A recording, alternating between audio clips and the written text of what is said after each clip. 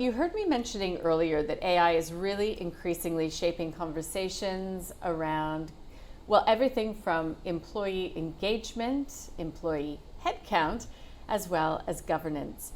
So let's get into that, the role of AI governance now, whether it's overhyped or whether we're seeing a genuine operating shift. Sam Riley is CEO of Drova, who joins me here now. Hi, welcome, Sam. Hi, Nadine. What is Drova? Drova, we named it Drova based on the spirit of the Aussie drover, who farmers would call in where they know their property, but it might be getting a bit tough and scarce and they need to move to better places. And you would trust a drover on that journey where it's a challenge. So, like you said, it is a challenging environment with more governance, more controls, AI disruption everywhere. How do you manage that? We can help with that. So you're helping to guide. All right. So how do you do that?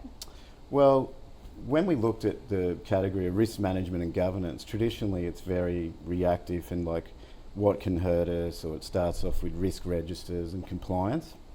But really, it should start off with the business's objectives. Like, what are you trying to achieve and what could potentially impact that? And then that sort of cascades down into managing risk in a way that protects the business's growth objectives or strategic objectives. So that's one big difference with Drova. We're objective-led, not risk-led. And also using AI agents that can help you operationalise that. So common example is boards and CEOs will often see risks that are overrated, like they're highly likely and catastrophic and there's too many of them.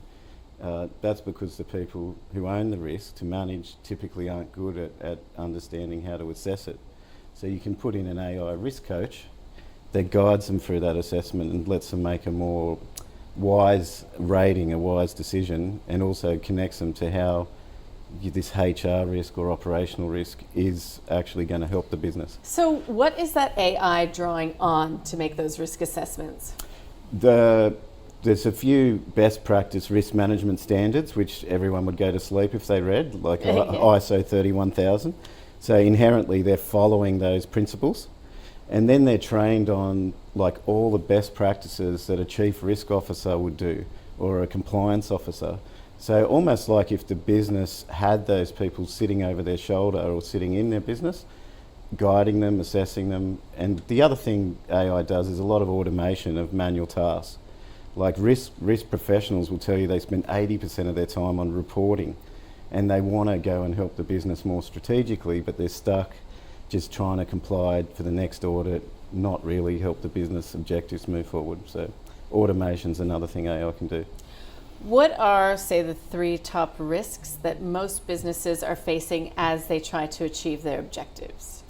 Well, today I would say the number one by a long way is AI disruption. Yep. Because AI is disrupting every part of every business, and for an organisation to comprehensively assess that is a big task. There's financial risk disruption, your operations, your strategy, your markets. So AI can help you really analyse all of them and grade them so that you can go, hang on, there's 50 risks to our business from AI, but these are the top 5 that will make the biggest impact, so then you can focus resource on them. So AI is rating the risk of AI disruption. Yeah, it's doing its own homework. Yeah, no kidding. All right. Yeah. Can this help? Because I know that some of the first companies to report under new climate and sustainability guidelines as well are coming through. So can this help on those fronts as well? Oh, absolutely. Like the Australian sustainability reporting standards, like you said, the first reports are now rolling out, and that's part of financial reporting. It's anchored to it, and increasingly that reporting and sustainability and risk management is sitting with CFOs and the finance team. So that same rigour around audits, controls sustainability is now getting treated just as important as a balance sheet. And there is an audit conducted on it. So that's something where finance teams are already drowning, and they go, what's this new standard? How do we get our heads around it? AI can map all that out, create some simple tasks to do.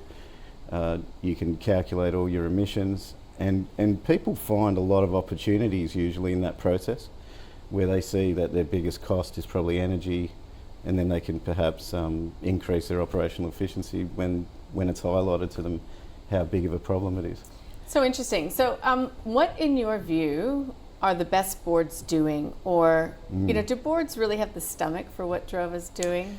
Yeah, well, having sat on a number of boards myself and listed companies, the better boards are asking better questions. Like, they're not saying our risks managed, they're saying how protected are our business objectives?